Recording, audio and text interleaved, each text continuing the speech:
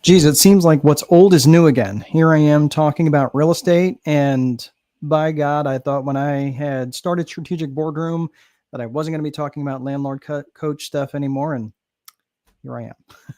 So that's okay. I've been getting lots of questions lately because people know my background in real estate. I've been in real estate for a long time, and I'm really grateful for the background that I have in real estate as a property manager because I really have a very eclectic view of business.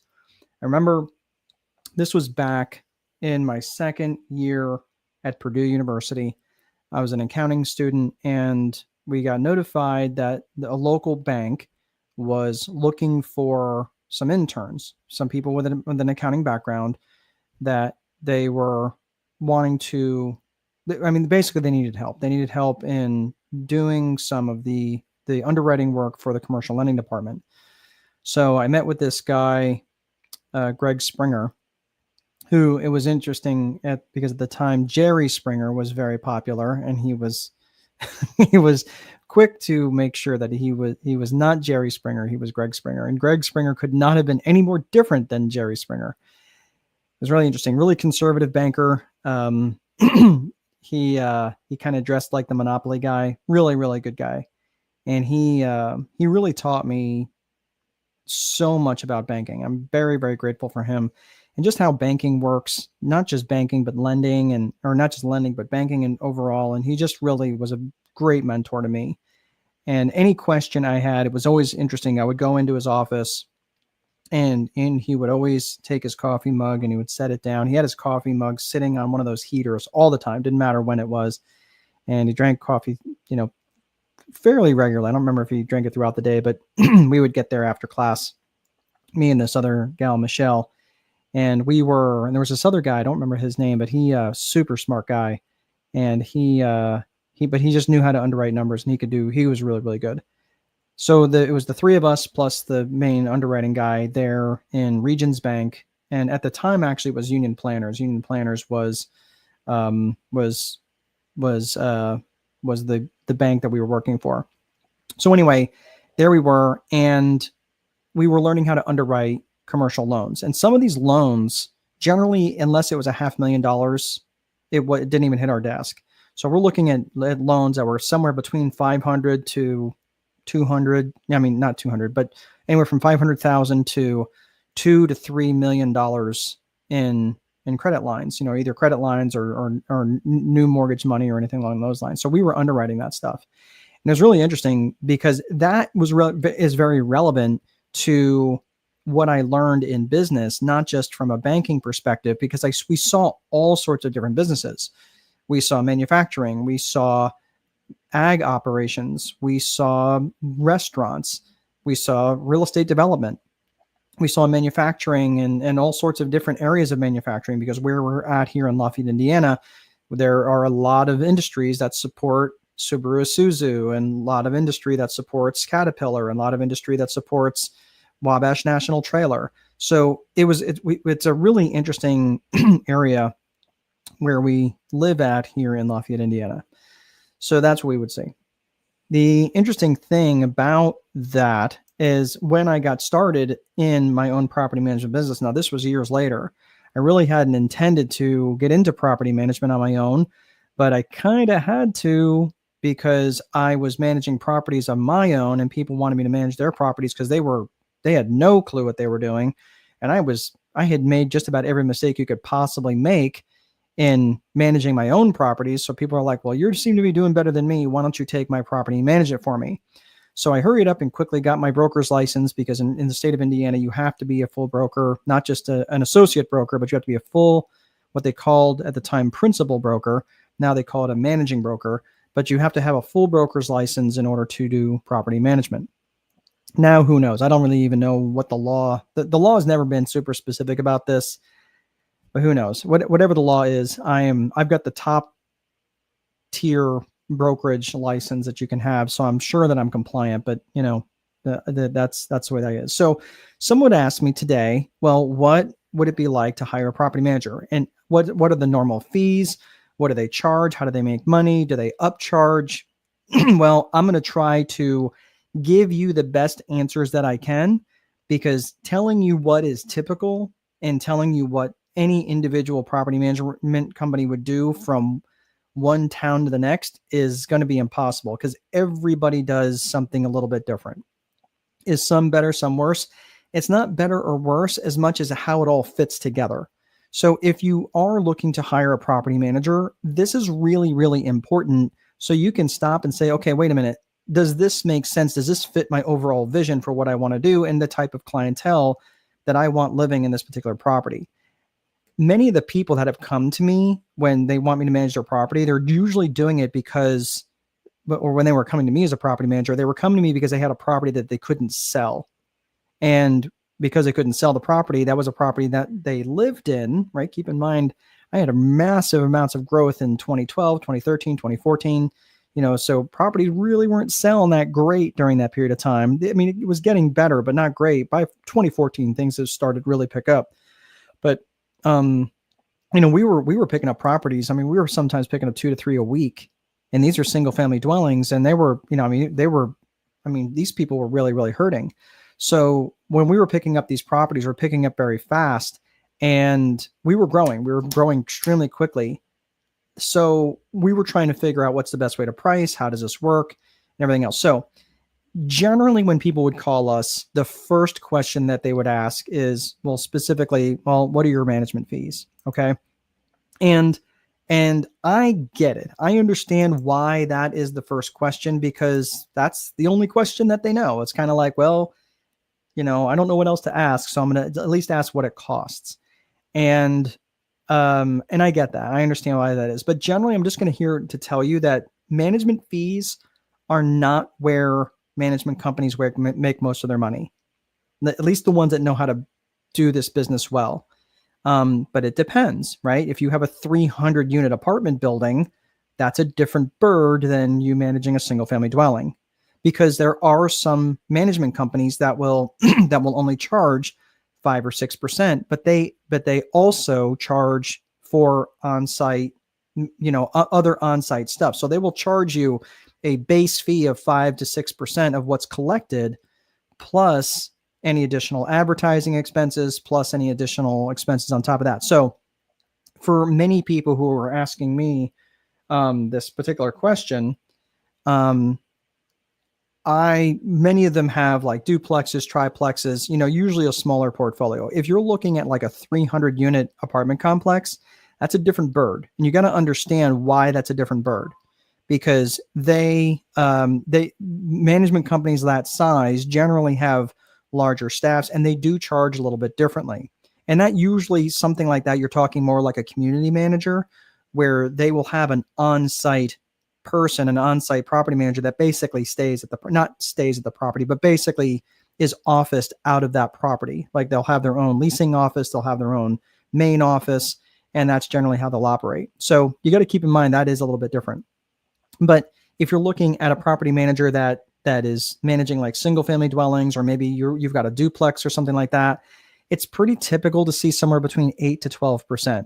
We were charging on the higher end of that because we had a very sophisticated infrastructure, and we're really, really good at that particular type of avatar, that type of client, because those properties, they do need a little bit more hands-on stuff, right? Because we literally can't just walk the property like you can with a 300 unit building, right? You can't just go knock on individual doors. It takes a little bit more effort.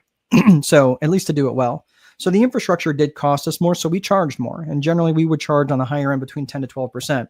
If you have multiple units, generally they might give you a price break. Some property managers I know will charge a flat fee regardless of however many units. So if it's like one unit, it might just be $150 a unit. Bring as many units as you want, right? Which again, that might make sense for, different property managers. Most of them though will charge based on a flat, based on a percentage, and some will charge based on a amount of collected rents, and some will charge based on any amount of money that they collect, including deposits. So you have to keep in mind, it's important that you read the fine print when you're reading through these management agreements, because some of these management agreements will say No, any money that's collected, which could include late fees, which could include pet fees, which could include, any sort of fees, but you've got to pay attention to the fine print in terms of exactly how money is being charged. It does not matter what they say. What matters is what is in the contract. So if they say, well, that's what the contract says, okay, that's great. But if that managing broker gets hit by a train, it's not going to matter. What's going to matter is what's been signed and what's enforceable. So the management agreements should be extremely clear. Extremely clear. If they're giving you a management agreement that's on one page, I'm telling you, there's way too much ambiguity, way too much room for fluff to show up, and you want to make sure that it's a well-written management agreement. I can't remember exactly how many pages our management agreement is, but I think it's between like 7 or 8 pages. It's a long agreement because there's lots of stuff to delineate out. So that's the management fees. Management fees, again, it's somewhere between 8 to 10%. If you're looking at single family dwellings or duplexes, generally if you're looking at, somewhere between, 10 to 20 units, somewhere in there, that's generally what you can expect. If you're looking at larger amounts, somewhere between 50 to 200-300 units, that's generally when you're going to start to see it go down to like maybe 5 or 6%. But keep in mind, you may also pay for community managers who are basically officed out of that property. So that's something to consider. Now let's look at some of the other fees that they get. They will also generally charge for placement. So and this is generally a placement fee, or basically a for getting the units rented. Okay, so a leasing fee. That I have seen all over the ballpark. Some people were charging a flat fee of say $500. Some would charge as much as a half a month's rent. Some would charge a full month's rent. I've never seen it go over a full month's rent. But it depends. It depends on how rural that your property is. So if your property is 30 miles away from their office, I would not, and let's face it, if the property was renting for like $1,000 a month, which in most markets is pretty low, I wouldn't be too salty if they said, hey, look, you need to pay, $1,500 to place it, because if you're doing a lot of driving back and forth, generally what they do is they use that money to help compensate their leasing agent. So you got to keep in mind that there might be a lot of back and forth. There's a lot of times that people don't show for appointments, which is super frustrating, but they will, they're out there just waiting around for someone to maybe show or maybe not. Generally, this is also why I recommend to property managers when I work with them that they batch their showings and say, hey, look, I'm showing it on Saturday between 9 and 11. When do you want to come? Right. And then they batch it, which is generally a little bit easier for properties like that. But I also stopped managing properties like that were out on the edge of the county line, because there were so many people that would either just ghost me, not show up, whatever. And then it would just become this massively frustrating issue. So that was that. So the finder's fee is also something that comes up. So you just want to make sure, what specifically are they charging, and what happens if the resident doesn't stay?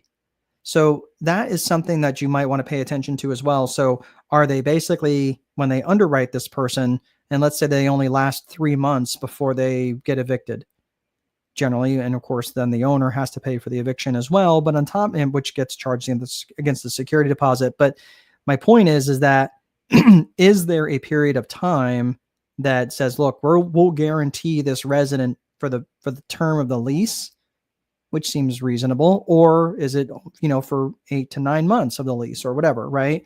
So this is where you have to know and make sure that you're asking that question in terms of, how does the leasing fee work? How does that leasing fee work? Because that can get expensive pretty quick.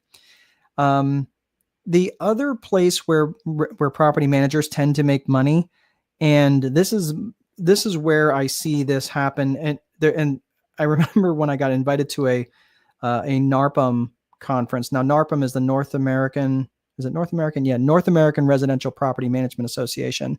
So they had this conference down in where the heck was that? That was in Vegas, actually. And I'd been down to Vegas a couple different times, and it was a good conference, really, really smart people. But I remember they kind of segmented us off and they said, okay, anybody that's got less than 300 units, you're in that room. And, between 300 and 700, you're in that room. And if you're 700 or more, you're in that room. And I was on the lower end of that scale. So I think I wound up in the, the 250, whatever category. So whatever. And I'm in that room. And I remember we had a pretty sizable maintenance staff at that point in time. I think there was maybe 3 or 4 people that were working all the maintenance that was going on in the business. And that was even not near enough, but we were doing a lot of our own maintenance. And I remember people looked at me like I was a unicorn because we had a maintenance staff and we were, we didn't have 1,000 units. So like, how are you doing this? And I was like, what are you talking about? Like we didn't have near enough maintenance guys. Well, what I found out was what they were doing. And now keep in mind, I say a maintenance background, meaning I was doing a lot of my own maintenance on my rental properties. So I got to know maintenance pretty well. And what that meant was like, there was a lot of stuff that I could fix, especially with washers, dryers, refrigerators, stoves, ovens, HVAC, water heaters, things like that. I was pretty good with. Electrical I was pretty good with. Plumbing I was pretty good with. I wasn't the best handyman. I could fill in drywall holes and stuff like that, but I was okay at that, but I really wasn't much of a carpenter, and that's still pretty true today. But so I had that background because I had been doing all that work. So when I was hiring folks and hiring them in, I knew how to train them well just to do some basic stuff. So because I had this background, I was able to do a lot of this stuff and train these other people. Well, that's pretty unusual for a property manager. Most property managers don't have a maintenance background and they don't know how to do that stuff. They know enough about that stuff to hire it out. And generally what they're going to do is they're going to contract with appliance repair folks, HVAC folks, plumbers, roofers. They're going to contract that out. And they'll generally upcharge, generally somewhere between 10 to 15%, but I have seen upcharges significantly more than that. It just depends. And this is like, I'm just going to be honest with you. You have got to recognize that they're trying to make money too. They're trying to make a living too. And I got pretty salty with some management or some people, the investors that were coming to me in management that were like thought that the management fee should basically cover whatever period of servitude for the rest of my life. And I'm thinking like, dude, your rent is $1,200. You think I'm going to do all this extra work for $120 a month? You're out of your mind. So you have to recognize that these people have to live too. And if they have to upcharge whatever they're paying the HVAC technician or the appliance technician so they can help cover some of their costs and some of their time because they're doing it and you're not, like the management fee should not cover that. The management fee covers the infrastructure, the website, the phone system, to have Sally Sue sitting there at the desk and wait for people to call, all of those things, right? It pays to keep the lights on, right? That's all that stuff. That's where that money goes. It does not go into their pocket. That is not pure profit. That is basically keeping their infrastructure alive. Where these companies tend to make money, where the actual profits come from, so they can actually take a salary once in a while, which would be amazing, is in some of the leasing fees, not so much. That generally compensates the leasing agents, but mostly in the maintenance and some of the other fees. But generally in the maintenance is where most of these companies really make money. If they're struggling, it's because they are not charging enough. And I'm just telling you this because if you want a management company to stand the test of time, most of them will not be able to go very long if they're not charging enough. I've had this conversation with painters that I used to use, and the painters would come to me and they were great. They wanted to work and they were being very, I was like, dude, you're not charging enough. And when they weren't charging enough, I was like, dude, this is, I want you to be around for a while. So you need to charge more. So that was one of the things that I recognized. So that's kind of it in a nutshell. I just get one other thought here and I'll land the plane, but the main thing that you have to recognize is that these companies they're going to charge other fees. There's things like, charging for lease breaking fees and things like that.